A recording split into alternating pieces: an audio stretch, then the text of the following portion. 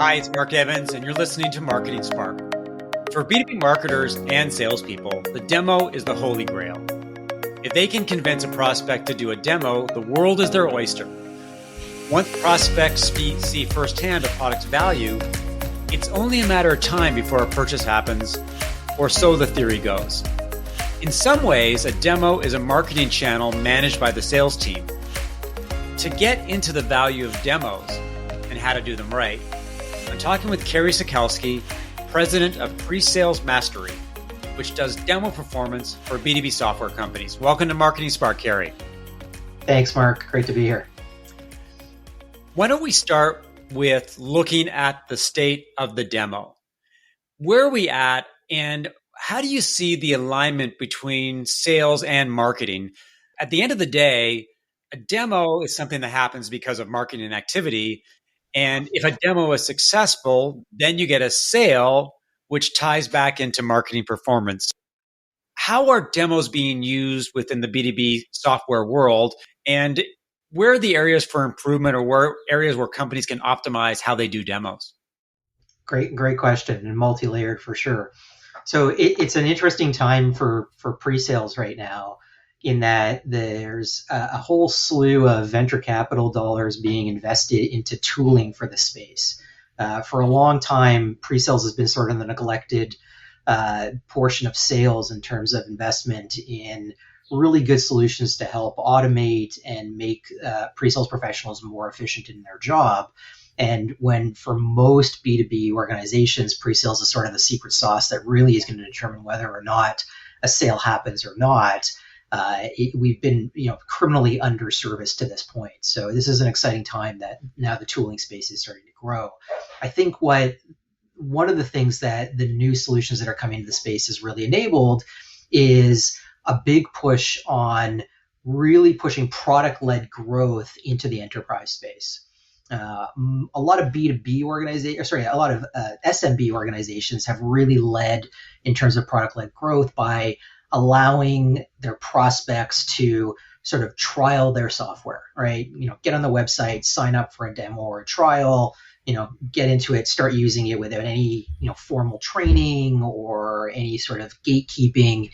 And it becomes a function of how effectively can we convert those trials into paying customers.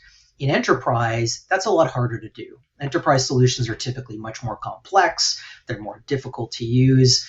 They require formal training before you're going to do it. And in a lot of cases, they're just not conducive to providing sort of a free trial sandbox for people to use. But when that's the sort of buying behavior that more and more people are becoming accustomed to, I think in a lot of ways influenced by the fact that if you think about how you buy most consumer type of apps or technology today, that's how you buy, right? You want to trial a new software, you're going to go download that app, or you're going to go to the website and try a free trial, which almost all B2C type tools allow you to do. And so buyers are taking that expectation into the B2B world. And so what's really nice is that there's a whole slew of sort of demo automation type tools and solutions now coming into pre-sales that are starting to make it more realistic for enterprise software companies to satisfy this sort of product-led growth requirement in terms of, from the consumer's perspective, get me access to the product much sooner in the sales cycle and without having to go through tons of qualification and discovery and talking to 3 different salespeople or have 5 different calls. And as well, from the software company's perspective, it makes it easier for them to now sort of let the client self-qualify rather than having to put expensive sales resources on doing that for each individual prospect that comes through the door. If you look at every single B2B software website, one of the main CTAs is ask for a demo.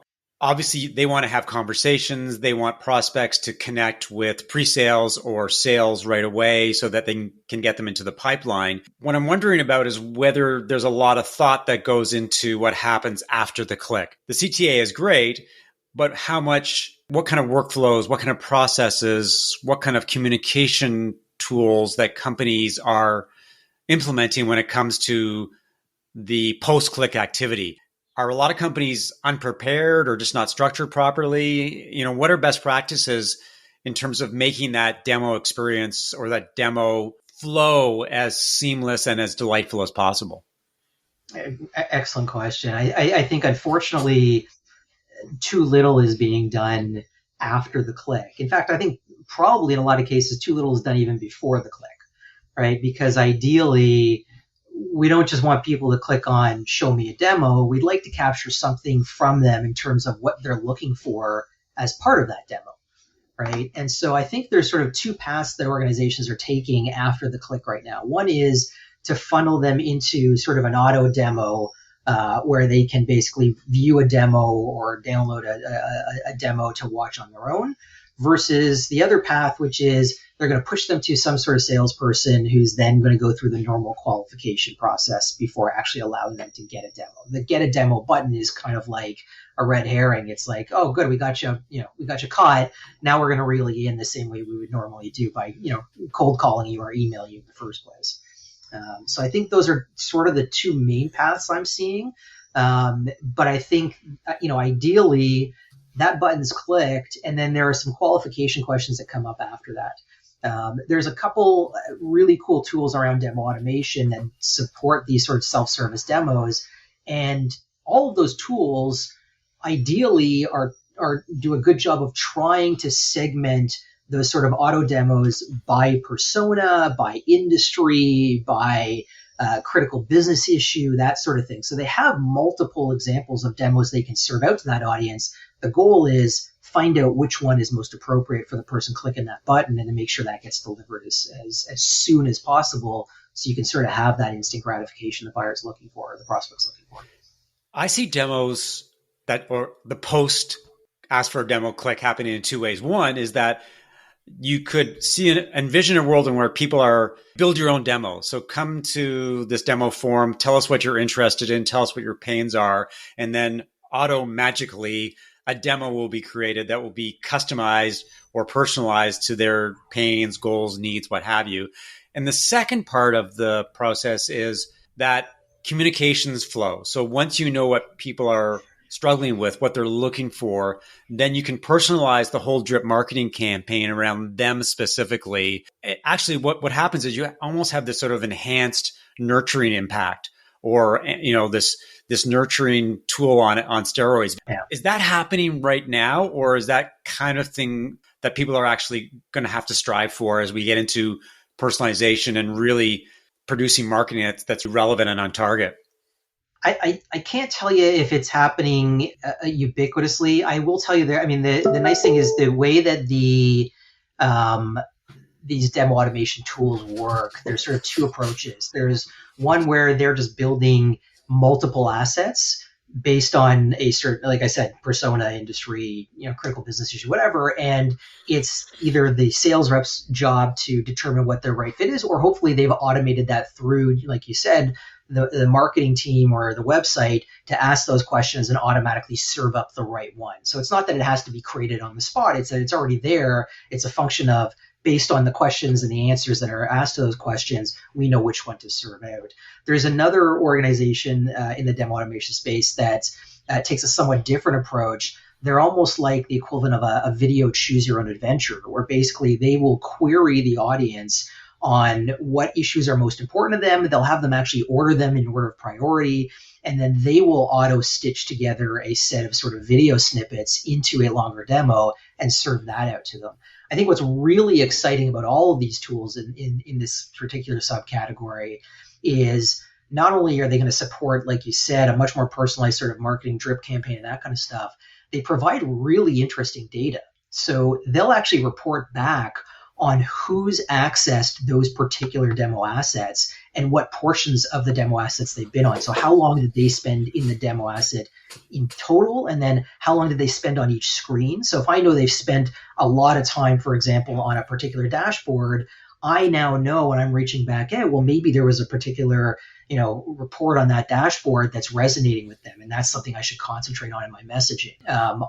They also do things like, if they're shared, so they'll provide this a link to the asset. If you want to share that with someone else in the organization, before you log in to view it, you've got to add your email address. And so now all of a sudden, someone goes to click on that button, says, I want to see the demo. They answer their questions, they get the demo, and they say, this is really cool. I want these other 3 people in my organization to see this. And they send them an email with the link. Now, when those 3 new people click on it, they enter their email address. And now all of a sudden, I, as an organization, have 4 people that I can reach out to in that organization instead of just the one. So it helps these organizations go really broad inside the organization, which we all know is a key to success, given that everything is, a team buy and a buy by committee in most B2B software sales. So really cool functionality there. That sounds extremely cool. And it sounds like demos, advanced demos, what they should be, because most demos are pretty boring right now or pretty traditional. You fill out the form, you click submit, a salesperson calls you or sends you a series of emails, and then they give you the demo. Not terribly inspiring, doesn't deliver a lot of value, not personalized at all. So I can definitely see why a whole lot of low-hanging fruit when it comes to the demo landscape. The other thing that I wanted to ask you about is that in the B2B software world, marketing and sales, for the most part, operate in silos. Sales complains that marketing doesn't give them good enough leads. Marketing complains that sales can't close deals. And then there's internal bickering and fighting about who's to blame. One of the things that I'm wondering about when it comes to demos is how much influence or involvement should marketing have in the whole demo process? You might think that sales would say, no, this is our world. We should control it. You guys stay out. You've done your job getting people to take a demo. From that point on, it's up to us. But I'm wondering whether they should, in fact, work together and move forward in lockstep to make demos more effective. It's an interesting question. I think that one thing I think marketing could probably do to enhance the process is find ways to be a little bit more personalized in terms of the value messaging that gets delivered out to prospects.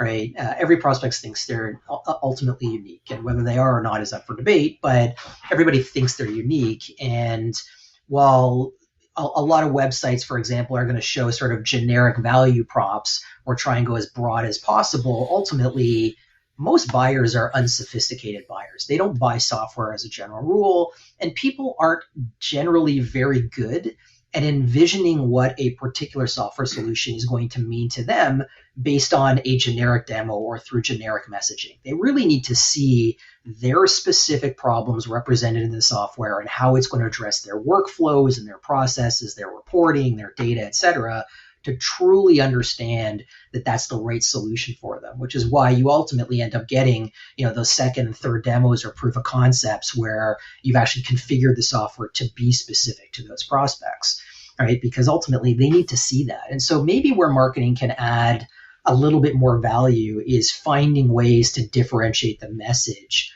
up front so that the value props more closely align to more specific challenges that individual prospects have versus sort of a broad set that in general overarchingly apply but aren't necessarily as specific as they could be.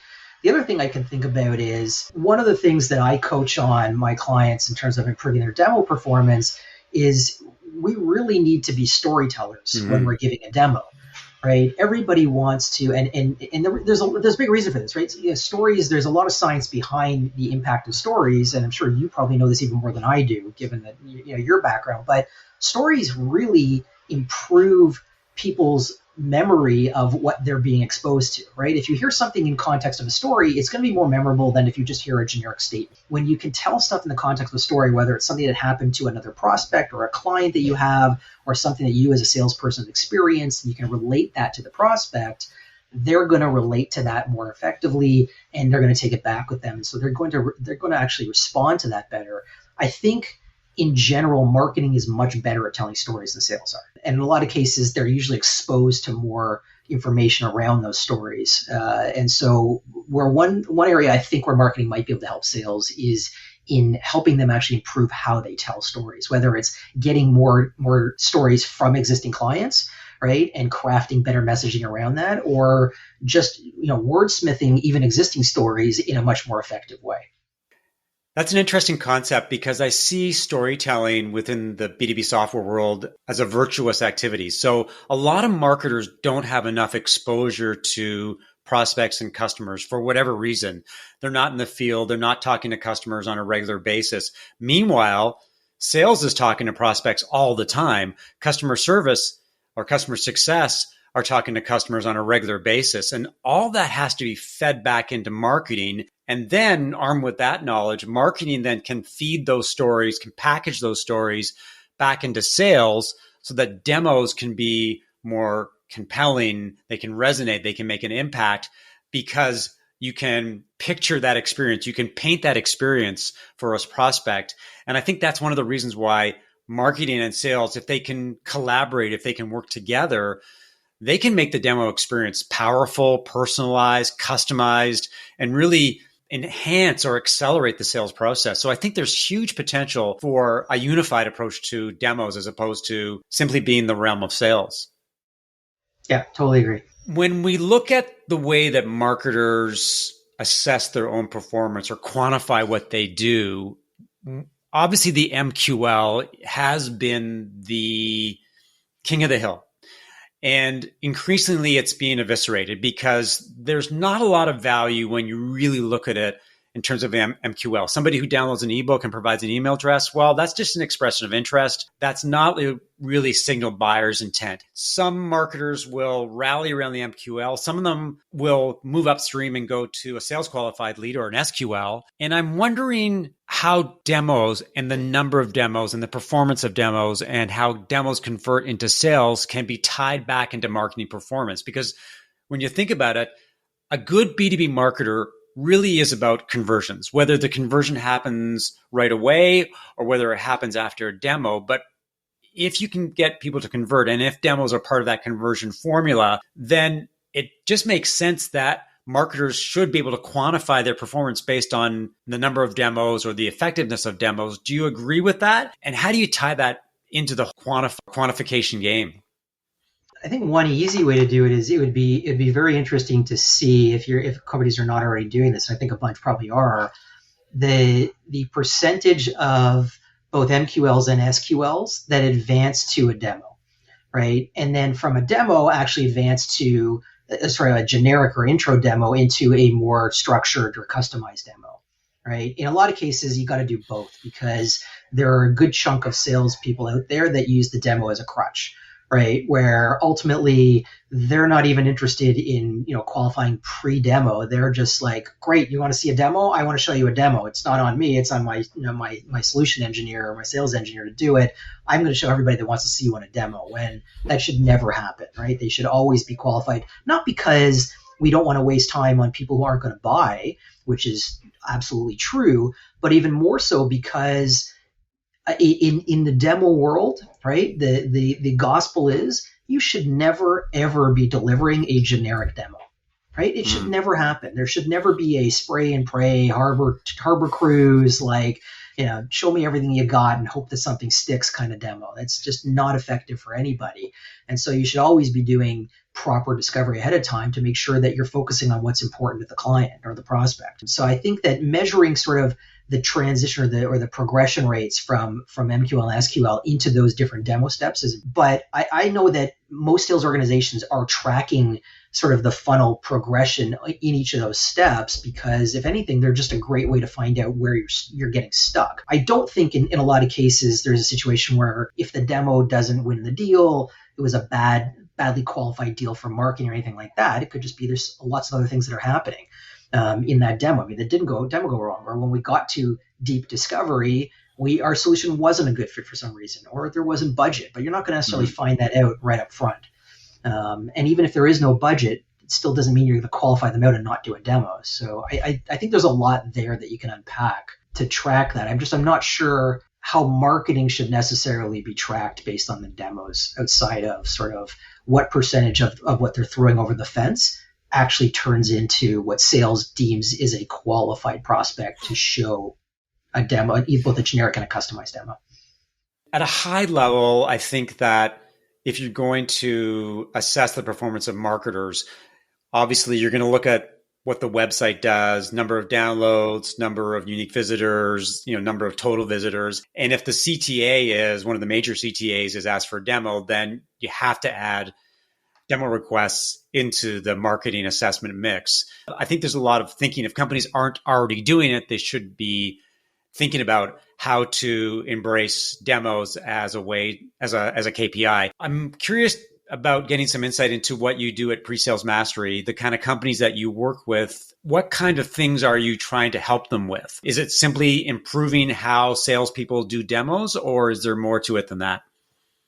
When we think about improving sales, the most effective thing in terms of uplift of sales success, in terms of win rates and sort of attainment to quota, coaching is, there's lots of studies that show that coaching is the single most effective thing you can do.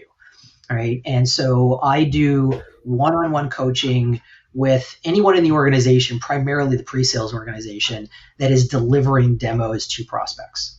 And I work with them usually over sort of 3-month engagements where I'm coaching them on actual demos that they've delivered to live prospects. So I'll take a recorded demo that's been delivered to a prospect, upload it into my online coaching platform, provide a very detailed set of feedback around what they've actually delivered in the wild, right? So I'm coaching on real behavior that happens in the field, not something that's in a simulated sort of internal training environment. I also have a 95 metric sort of demo best practices framework that I score every individual against on every demo that they do. And so what that allows me to do is really sort of objectively identify where each of the skill gaps might be for every individual and track progress over time as they improve. So it really moves the dial in uplifting in a fairly fast, fairly quick manner, the overall level of demo delivery and execution by whether it's a pre-sales person or an account exec. So where can people learn more about you and Pre-Sales Mastery? Best place is to go to our website. It's presalesmastery.com, or feel free to reach out to me, Kerry Sokolsky, at LinkedIn. Feel free to reach out at any time. I'm happy to chat about helping you win more business through better demos. Well, thanks for your insight, Kerry, and thanks everyone for listening to another episode of Marketing Spark. If you enjoyed the conversation, leave a review, subscribe via iTunes, Spotify, or your favorite podcast app, and share via social media. If you'd like to learn more about how I help B2B SaaS companies as a fractional CMO, strategic advisor, and coach, send an email to mark@marketingspark.co. I'll talk to you next time.